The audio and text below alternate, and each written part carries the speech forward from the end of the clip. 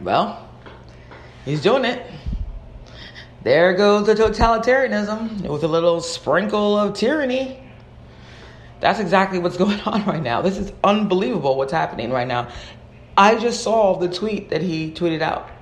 This is a dictatorship, period, point blank. But let me tell you what he said.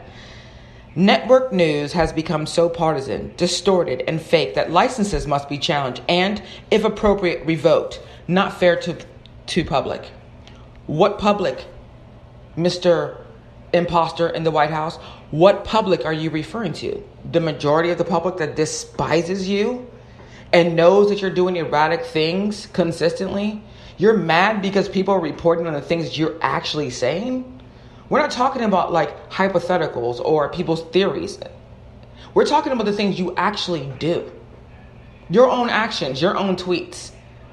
People have told you consistently to get off of Twitter, that it is doing damage to your presidency because you are way too impulsive to have a Twitter account. And that your actions that you can't understand for some reason have consequences. For some reason, you can't understand that your actions have consequences. It's something that just for some reason, it's not ingrained in you. And this is something that people, when you are a 70-something-year-old man or 70-year-old man, and people need to be able to contain you, how is that even normal? How do you get to the age of 70 and you just don't have that kind of self-control? I'm decades and decades and decades younger than you. And you are literally incapable of the ability to just calm yourself down. That people literally, their job, their responsibility is to oversee your mania. You should be in a home. You should be in a home. That's what you need to be. You need to be somewhere where you can be cared for. This stuff on Twitter is not normal. You need to be in a home where there's facilities there and doctors and nurses and caregivers and social workers and all those psychologists and stuff like that. You need to be in a home. That home is not the White House. You need to get out of the White House. We're not going to allow you to just turn this country into some kind of sick, fanatical, demented, third world country. We're not going to allow you to do it. We're not going to allow you to continue to dismantle the fabric of this country. We're not going to allow you to do it. And when you start going after the press, where there is the First Amendment. See, this is why it was problematic for those people who were joining in with him when he went after NFL players. Congratulations. You just encouraged the totalitarianism. It was never about them protesting the flag. Trump doesn't give a flying damn about the flag. He doesn't give a flying fuck about that flag. This is a man that if you ask him, sing the national anthem, he wouldn't even know it. It was not about the flag. It was about securing his base and solidifying with his base that he was one of them. And then when he was defied, he couldn't control himself enough to say, I'm going to pull back from this.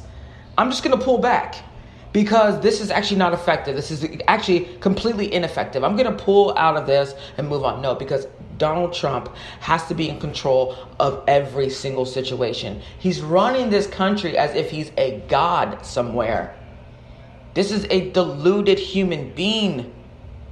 And it's not just the news that are going after you. It is every network is going after you except for the few like Breitbart's that has these fake news networks and these fake conservative networks and fake Fox News. Those are the only people that are even remotely covering you and acknowledging you. You're not real as a president. You haven't played that role since you've been there. You're not capable of playing that role. You've shown us time and time again. And now you're telling us again, after you went after the NFL players on the premise that it was about the flag and the national anthem, when it was really about the fact that you wanted to control the narrative of every human being and how they operate. And you're a bully. And someone tells you no, you're going to force them to do it. Or you're going to ruin their livelihoods. You're going to try to destroy their businesses, destroy institutions. You're a wrecking ball. You are a wrecking ball. Everything you touch, you destroy. You're not capable of keeping anything intact. You are literally destroying the foundation of this country. You single-handedly are doing it. Something is psychologically wrong with you. That has to be admitted. People need to start admitting that. There is a problem. Something is wrong with this man. It's not that he hasn't read the Constitution, because we all know he hasn't. And even if he has read the First Amendment, he still didn't understand it. He's like, what's the free press? I don't know what the free press is. And what do they mean, freedom of religion? Is that, so I can just be a dictator? This guy has absolutely no ability to comprehend just even basic, rudimentary things. He doesn't understand them. And so for him, it doesn't matter what the Constitution says. Even if he can digest it, which we know he can't because he doesn't have the aptitude. But even if he could digest it, he doesn't care about what the Constitution says because it's irrelevant to him. It's just a piece of paper that he thinks can be destroyed and that it can be toyed with and he can play around with it. This is all a game to this guy. In his mad world, in his mad head, in his deranged self, he believes that all of this is normal. That there's nothing inappropriate about what he's doing. We need the free press. And as much as the mainstream media annoys me, and I have definitely spoke out about how so many times about how annoyed they make me. As much as the mainstream media annoys me, I understand the value of the free press. I don't have to agree with everything you say. There's so many things I see on conservative blogs and stuff. I'm like, oh, this is trash. You know, oh, this is a stupid article. You should delete this. You know what I mean? Like, I'm so annoyed by it. But the fact that I would ever think that they didn't have the right to actually post it is where we have a problem. So what he's basically saying, it's not fake news. The mainstream media is not projecting. Look, the mainstream media has agendas. We know that. We all know that. If you're Fox News, why is Fox News so polar opposite of MSNBC? Why? Have you ever asked yourself, why are these things completely opposite? Right? So obviously each network has their own agenda.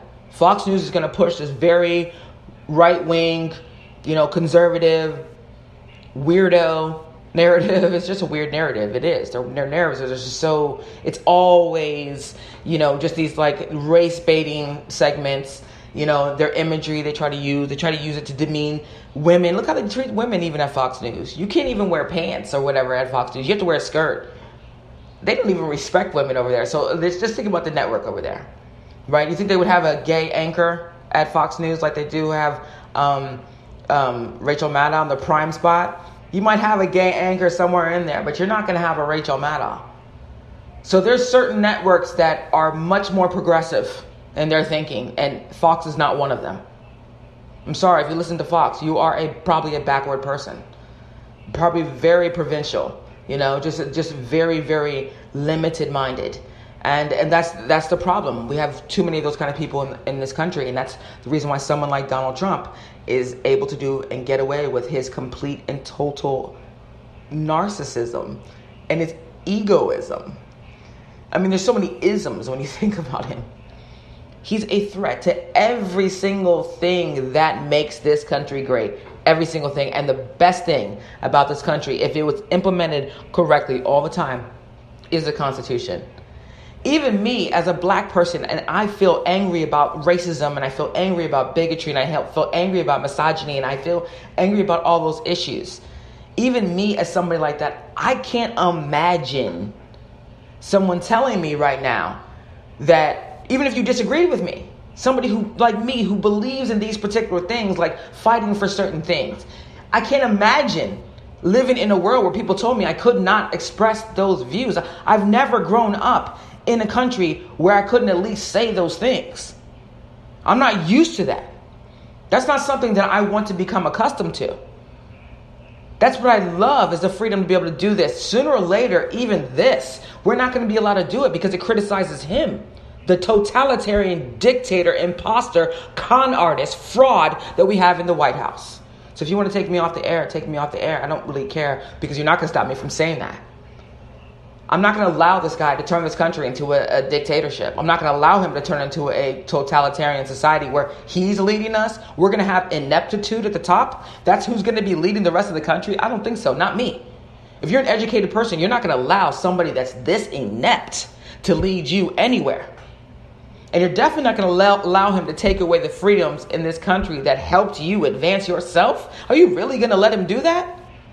No, we're not going to. He's got to be impeached. It's done. Done, done, done, done. He took an oath and he said he would uphold the Constitution. He has absolutely no idea what the Constitution even says before he even took that oath. He still doesn't know what the Constitution says. And we all know he doesn't know what the Constitution says. He tramples on the Constitution every single day. He has absolutely no restraint. We cannot control this guy. He's way too impulsive. He's so flippant. That they have to literally have people around to try to control a 70-year-old grown man who has the mentality of a 5-year-old. And I said it. You have the mentality of a 5-year-old. I don't agree with totalitarianism. I don't agree with authoritarianism. I don't agree with dictatorships. I don't agree with tyranny. I don't agree with any of that. This has never been, the United States of America has never been set up as a place where one person rules. We have 435 people in the House of Representatives. We have 100 people in the Senate. Think about that. I mean, even though I still think that it's a little too small how many people we have in government, because you have 350 million people. How the hell are 535 people and the president and the vice president, whatever, going to be representing all of us? I don't think so. So we all understand that there's a little something fishy about that, but we've never had a system in which one person just controls every single thing. Nobody does that. That's why we have basically the president's almost a figurehead for the most part. You have executive orders and stuff like that, but for the most part, you have nothing if you can't get Congress to do things for you or with you. You have nothing. So the president doesn't have as much power as Congress does. Congress has more power than anybody else. They write the laws. So the thing is, like, they're the most powerful branch of government. There's a reason for that, to have multiple numbers of people, not to have one person. He doesn't want you to hear the things that are negative about him, because all he wants you to do is adore him with his little sensitive, fragile soul. We are not required to adore this man. There's nothing to adore about him.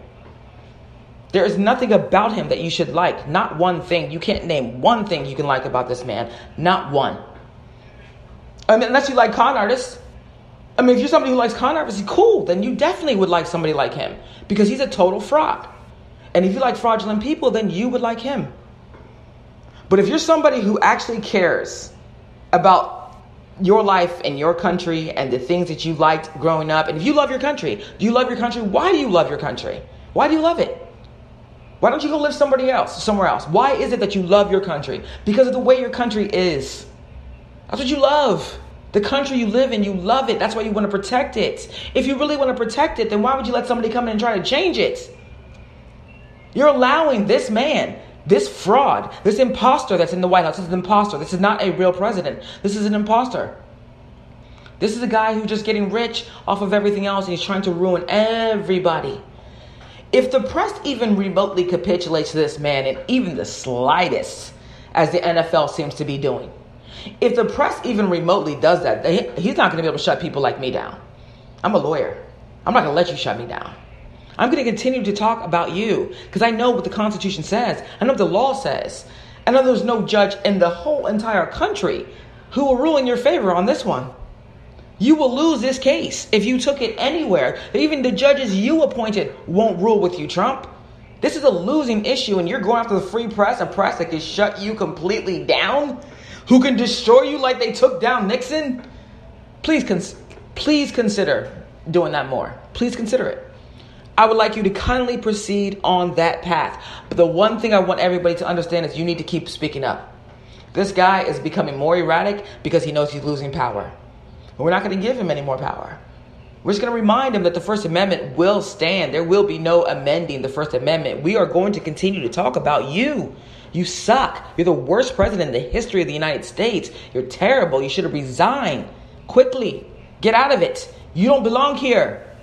But the one thing that's going to stay when all this is done and when your presidency is completely over and when the history books write about the biggest failure in American history, the First Amendment will still be there.